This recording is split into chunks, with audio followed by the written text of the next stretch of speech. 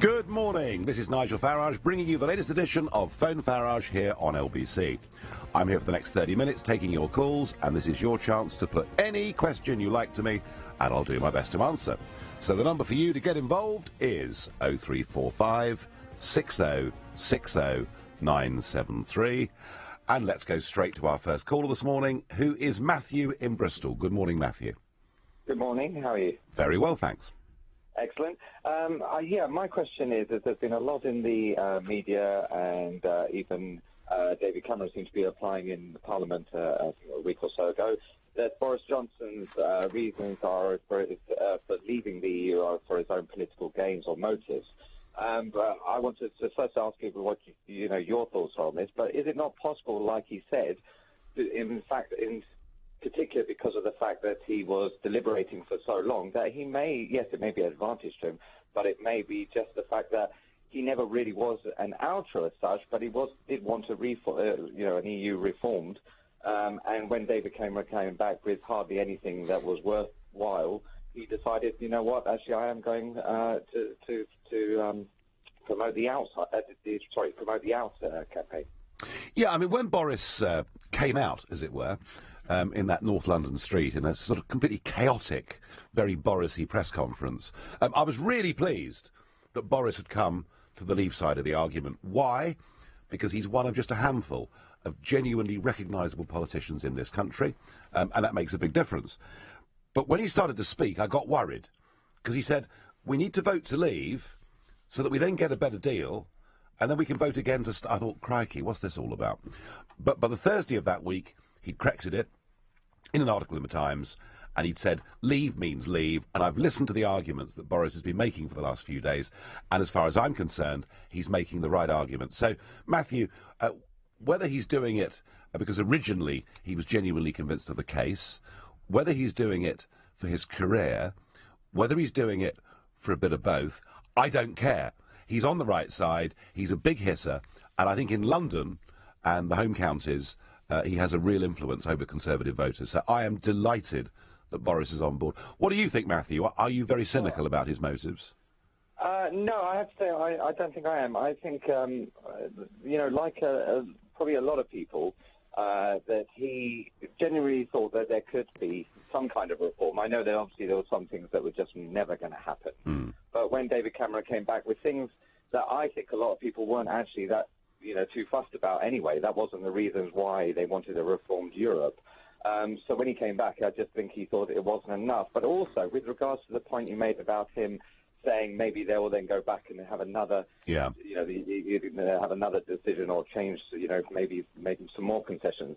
I do wonder sometimes, though. I know at the moment it's probably, genuinely true that they don't want to say you get a second chance. But maybe it's a bit like the Greece thing where, we kept being told last year that, if they don't pay this by this deadline, that's it. The Greece will be thrown out and the EU will collapse, and then the euro will collapse. And that never did happen because they always managed to go back to the tables and start talking. And I do wonder, though, if that might happen. If we do. Well, let's put that to Nigel. Yeah, Matthew. The point is, Matthew, that the Danes voted no to the Maastricht Treaty. They were given some more concessions. They then voted for it. Twice the Irish have voted against European treaties and been forced to vote again. I do not want a second referendum. I want one referendum. I want to say goodbye to political union, and I want the Prime Minister the very next day to invoke Article 50 of the treaty, which is the mechanism by which we get out. My one concern is I so distrust our politicians in Westminster that even if we do vote to leave, they will do all they can not to carry out the will of the people. How would they do that, Mr. Farage? Just by ignoring us. By basically going for another renegotiation and attempting to give us another referendum. But I will say this, if they do that to us, you will see the biggest protest march through London that you have ever seen. So we can win this referendum, but we then have a battle to make sure that Parliament does its job. You'd organise that march, or you'd help organise that march? I'll be there at the front. You'd be at the front. Yeah, now, I can share. Thank you for the call, Matthew. Let me share something with the listeners. 2 weeks ago, Phone Farage came from Brussels, as you recall, Mr. Farage. And the night before, you and I shared a glass of Tizer, and you expressed to me your confidence that Boris Johnson would be a Brexiter. Yeah, I did. How did you know? Instinct. and perhaps if I'm being a touch cynical, if you look at the Conservative associations around the country, they are now strongly, strongly Eurosceptic. And if you believe that Tory succession is a battle between Boris and George Osborne, Boris is now firmly on the side of the majority of Conservative activists. So you could argue, whichever way the referendum goes, he has got the heart of the party out there in the country behind him. So perhaps it's no coincidence that this week, Call Me Dave has announced that he wants to abolish the 650 constituency associations and lump them into big groups. So I think that was the real reason. I just thought, he really embeds himself with Tory activists and Tory donors. And are you talking with him regularly? Have you spoken to him since his decision? I haven't, no. I've been in touch with him, and I said I'd like to meet him and talk to him. We haven't done that yet, but as I say, I'm encouraged because he started off, it was very wobbly to begin with, but he's now making all the right arguments, and he's a massive asset to our side of the argument. We must move on. We do. Farage. We go to Braintree in Essex, and to Sarah. Good morning. Good morning, Nigel. I'd like to ask you, how do you see the UK, God forbid, if we don't vote to leave the EU in June, in, say, 10, 15 years' time? What will it look like? How would it have changed, if at all, in your opinion? Well, the population will be over 70 million. Your access to primary schools and healthcare, let alone driving up the M6 or around the M25, will be far worse, Sarah, than it is now. And I've no doubt our contributions to this club will have gone up.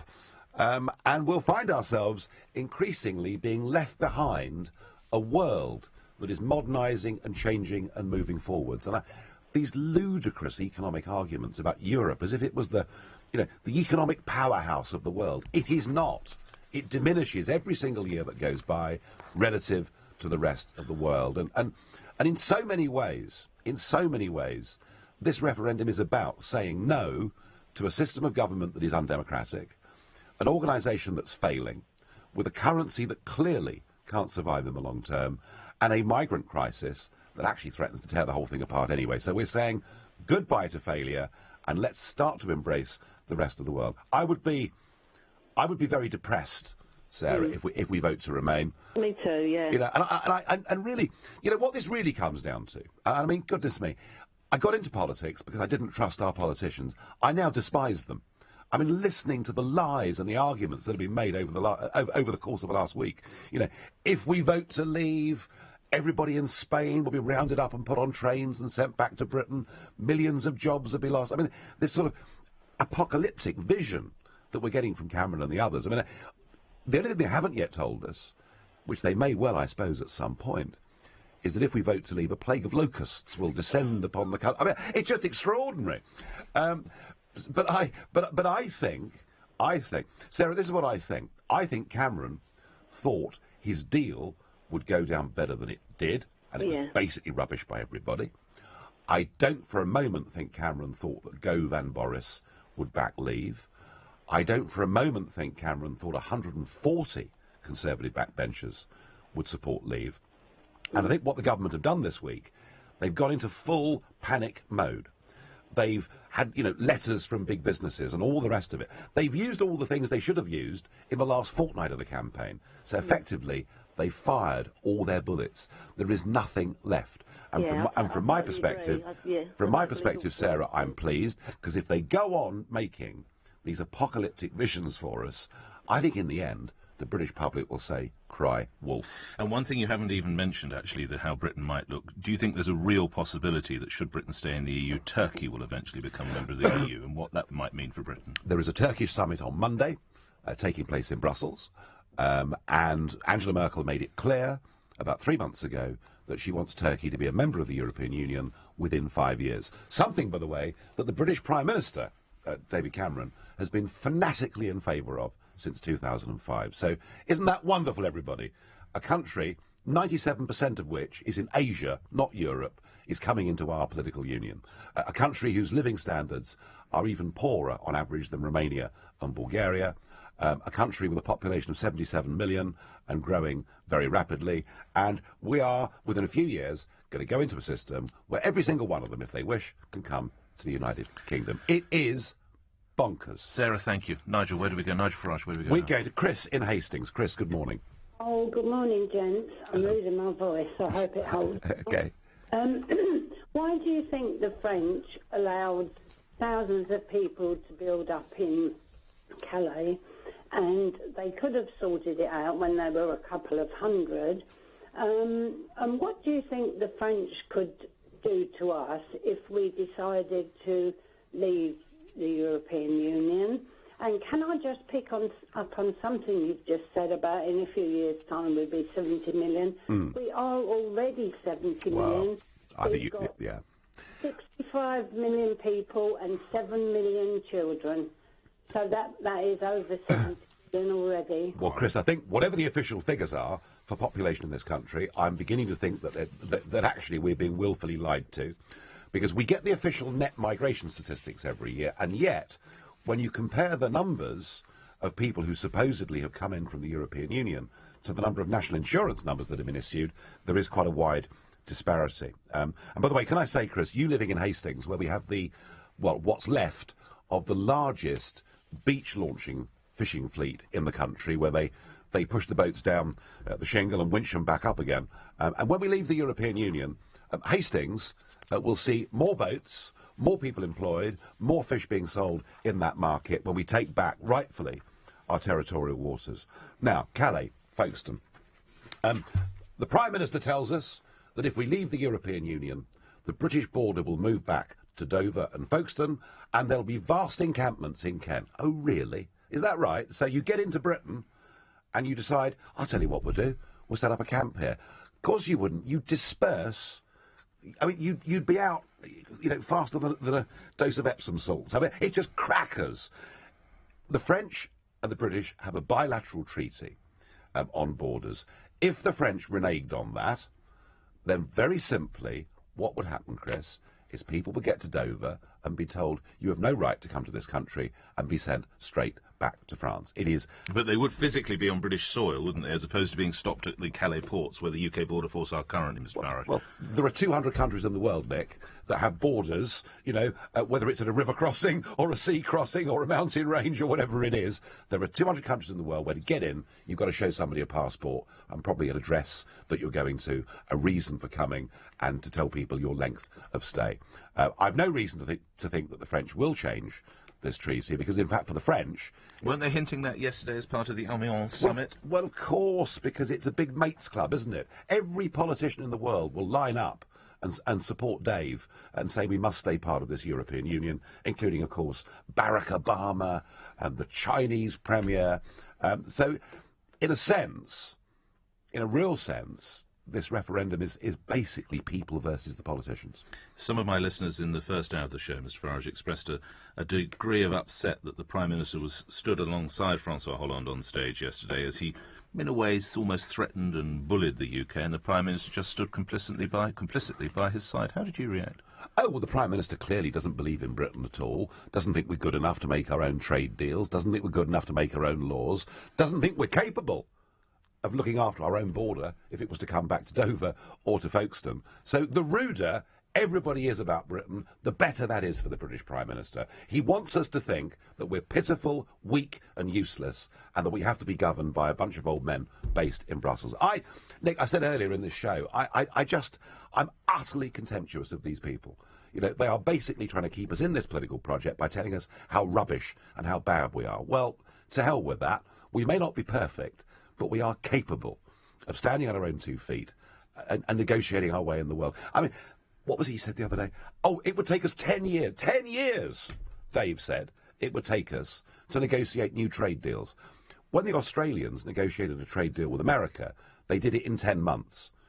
Are you saying we're that much worse than Australia? Well, maybe, Mr Cameron, with you in charge, we are. But if we get out of this European Union, get a new Prime Minister, get some belief in our country back, we can do whatever we want. Let's do some emails just before we move on in the calls. Graham in Bushy. Jeremy Corbyn is happy to share the platform with Hamas, Hezbollah, the IRA and other extremists, but not David Cameron on the EU. Does Nigel Farage find that strange? Well, actually, it's not just Corbyn. Hilary Benn. Everyone talks about the splits in the Leave camp. Well, what about the splits in the Remain camp?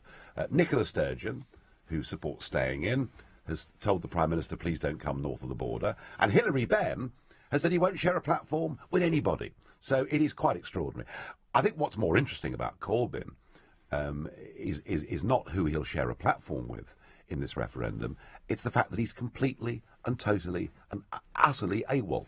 He's not to be seen. And in Prime Minister's questions, when Cameron had come back with that deal, all Corbyn was asking about was cancer care in the NHS. Now, important though cancer care in the NHS is, he clearly does not want to engage with this debate. And so Labour have a leader in the most important referendum in our history who clearly doesn't believe in his own party's position. You talk about people not wanting to share stages, but Boris Johnson doesn't want to share a stage with George Galloway. How much of how much impact do you think George Galloway might have now in your campaign? Well, I very much hope that George is going to have a huge impact. He's the only politician that I know on the Eurosceptic side of the argument that speaks to a large section of the Muslim community in this country. He's the only one. Isn't he a turn-off as much as he's a turn-on, Mr Farage? Well, if you support the Remain side, Tony Blair supports them. So is that going to put people off from voting? No, of course it's not. To win a referendum, what you have to do is bring people together from across the political spectrum, because they all appeal to different audiences. Look, Nick, in 2008, I went to Dublin in the referendum on the Lisbon Treaty, and I shared a platform with Sinn Féin. I never thought I'd do that. And I never thought I'd share a platform with George Galloway.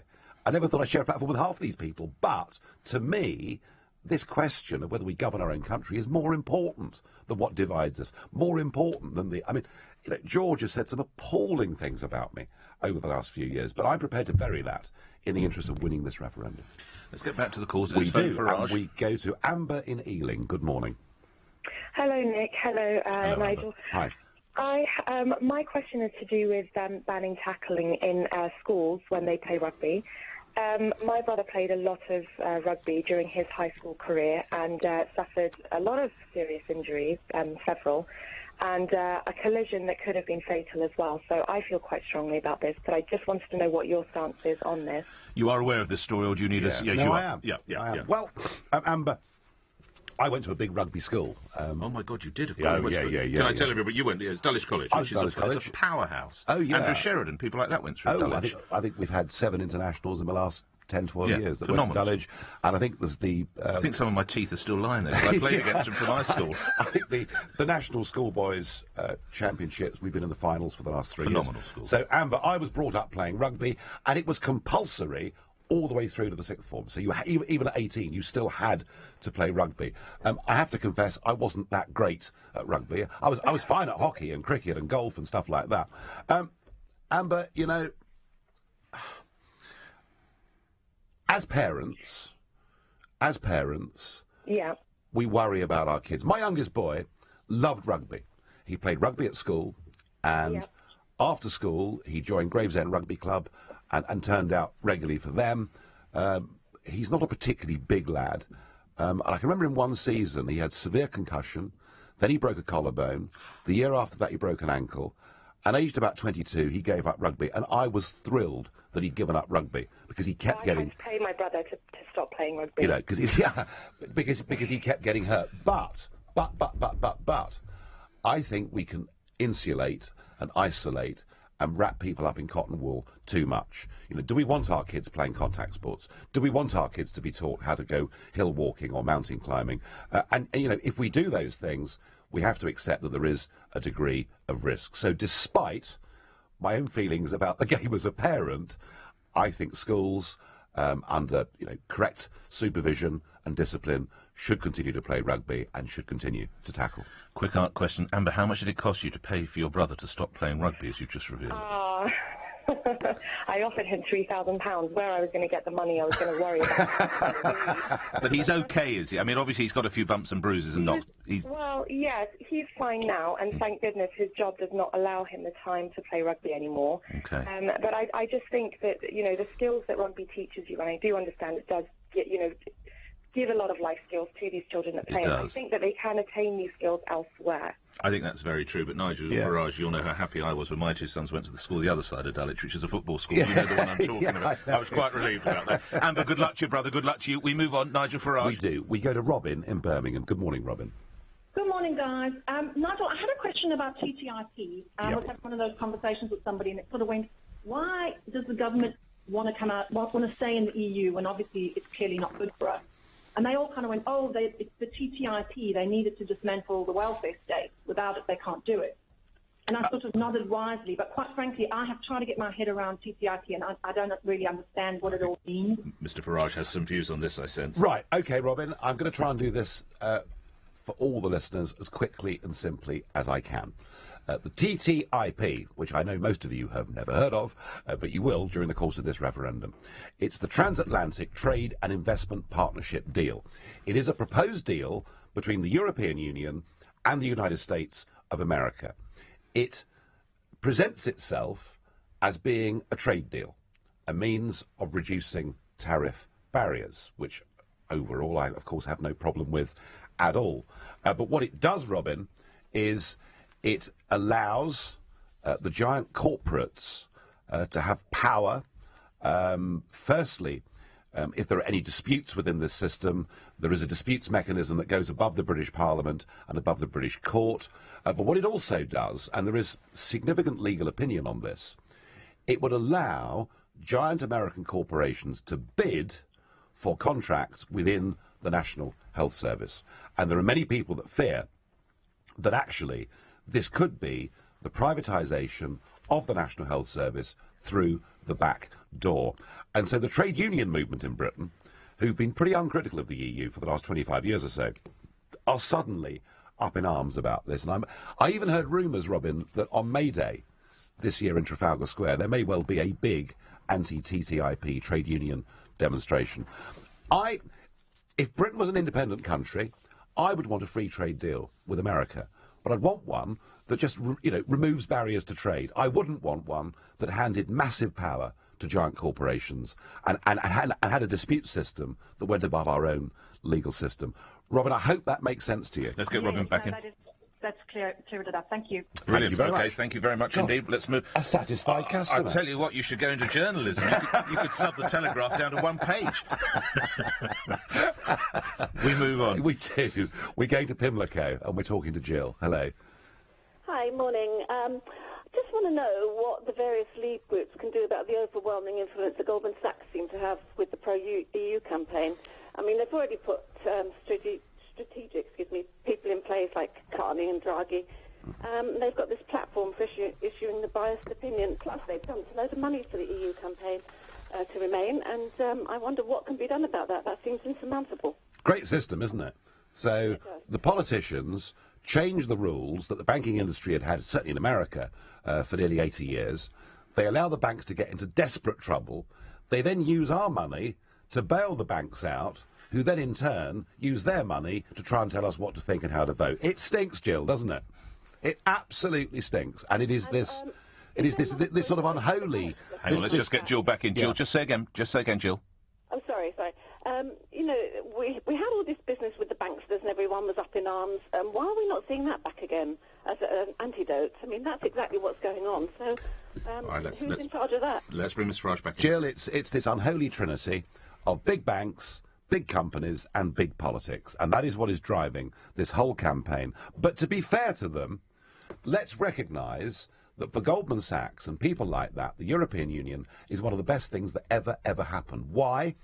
Because the system of lawmaking in Brussels and within the EU is it's the unelected commission that have the sole right to propose legislation or the change in legislation. So if you're a big company, you have a full-time lobbying office in Brussels. You take out the relevant departments for breakfast, lunch and dinner and play golf at the Royal Waterloo Golf Club on a Sunday morning. And you as a big company actually get the chance to write the rules that regulate your business. And the bigger you are, the more rules you create, the more you put out of business your small and medium-sized competitors. And that is why big business loves this Brussels project. It is good for big business, but it's very bad for small business, and it's bad for workers. And I was amused this week that Lord Rose, who's been hibernating, I think, for most of the winter, but he's now, now that it's March, he's woken up, and he appeared before the House of Commons Select Committee. And when he was asked the question, if we left the EU, would workers' wages rise? He said yes. But I don't think that would be a good thing. And that tells you, I think, Jill, all you need to know about the attitudes of big banks and big business. We're coming to the last... Thank you for your call, Joe. We're coming to the last couple of minutes. Nigel Farage, I wonder if I can get your comment on an email that was leaked to The Guardian from a gentleman called Dominic Cummings that goes as follows. Hello, I'm Campaign Director of Vote Leave. We will be the official Leave campaign in the imminent referendum. We need an agency to help us spend £7 million. If interested, could we talk ASAP? We have Boris and Michael Gove on board, plus Labour and business people. That ends the note. So the decision has been made, has it not? No, it hasn't, but that's just the arrogance that you expect from people that will live and work and breathe inside the Westminster bubble.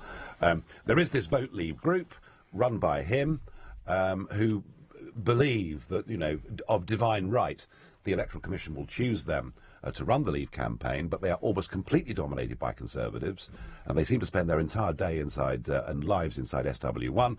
And there's another group called Go, who tomorrow have got over 500 street stalls out across the United Kingdom. This is one you're working very hard with. And we hope next Saturday there could be 1,000 street stalls out across the country.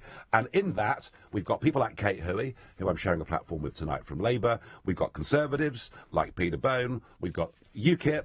We've got, yes, George Galloway, commentators like Simon Heffer. We are a cross-party group, and we're out there campaigning on the ground. And we are competing for the designation against Mr. Cummings, whose arrogance, I think, in that email, really beggars belief. Just before you take your final question, listen to LBC 929 News breaking at this time. Facebook has just announced it will stop routing sales from major UK customers through Ireland. It's a move which is almost certainly resulting in a large increase in the amount of tax it pays in Britain. Facebook paid £4,327 in corporation tax in the UK in 2014. Even I pay more than that. I'm sure there'll be more details in the next LBC bulletin. Well, of course, because we're part of the European Union and the European Economic Area, companies are allowed to pay corporation tax wherever they want, right across. So would all of this end if Britain was to come out of the EU, Chancellor Osborne or whoever it was? If we come out of the EU, we get back tax sovereignty. We could on Google's and Facebook's. Yeah, and we could do what the Americans Amazon's. do. And we could demand that people pay tax where they actually make the revenue. I think that would there we really are. hit a chord with my listener. Have we got time? Can we do one final? We What have would you do it for got me? time for Kevin, who's somewhere in Spain, south of Spain, I suspect, Kevin. Yes, I'm in Valencia. Good morning to you. Good morning. As you're probably aware, over here, the expats, we've got the rights for a postal vote. Yes. And as I'm talking to other expats, as I'm meeting them in bars and so on and so forth. Tough old life, isn't Someone's it? got to do it, Mr. Farage. Go on, sorry. The questions that are coming up that are putting a lot of people off of voting to come out are these, and no one can give us a definitive answer. So I'm hoping that you can. There's 3 points. The first one is reciprocal healthcare. If we leave the EU, will we still be entitled to that healthcare for free, or will we have to start taking out private health insurance? The next one was pensions. At the moment, the pensions are index-linked. If we come out of the EU, will we lose the index-linked part of the pension? And the other one, which is very strange, is people that are actually working here are very frightened that if we come out of Spain, we'll now need to get visas or work permits to be able to still work in Spain. Yeah, OK. These are important questions. Right, I'm glad Kevin, we take the call, Mr. Farage. Now, what the government have been telling you this week is that if you're British and you live in Spain, you'll be rounded up at the point of a machine gun, loaded onto trains, and sent back to the United Kingdom. What total and utter baloney. The point is, Kevin, that much of the south of Spain's economy wouldn't survive without the Brits, because the Brits that are there are not taking out of Spain, they're spending their pensions, or in many cases they're running companies and employing people. So as far as health is concerned, and as far as pensions are concerned, they are decisions for the UK government. So, you know, if you're getting healthcare, Kevin, in Spain, if you were living in England, they'd be providing you with the same health care anyway, all right? So there's nothing to worry about on that score. On pensions, an index... So he'll still have his health care paid for? Of course, because the British government will pay for it. Right. That's the point. On pensions, well, again, that is entirely up to the UK government and nothing to do with the European Union at all. Now, working, if somebody goes to Spain and is employed by somebody, we would expect somebody from Spain coming to Britain to have a work permit. And so you will, as a British person, probably have to get a work permit to work in Spain. But, Kevin, don't worry about that, because all over the world, people move around countries and work in different countries, and they do it on a work permit system. So that is the one inconvenience. Let me just ask you this, Kevin. Yeah. If I was to ask you to get 10 of your colleagues together over a plate of chorizo and patatas fritas and a bottle of rioja, of those 10, just broadly speaking, those who aren't in jail, I'm only kidding, of those 10, who's out, who's in? Which way would it come down? At the moment, they're very, very worried about reciprocal healthcare and the pensions not being index-linked. So I would say 90% would vote to stay in. Right. Have yourself a good weekend. Quick response to that, Nigel Farage. Kevin, I must get down to Valencia and come into that bar with you and try and persuade your mates, all right? I feel a trip coming on. Nigel Farage, thank you. Thank you very much for coming here and appearing in Phone Farage here on LBC, where news is next with Lisa Aziz. UKIP leader Nigel Farage has told LBC he believes the government's gone into full panic mode over the EU referendum. He's accused the Leave campaign of making false apocalypse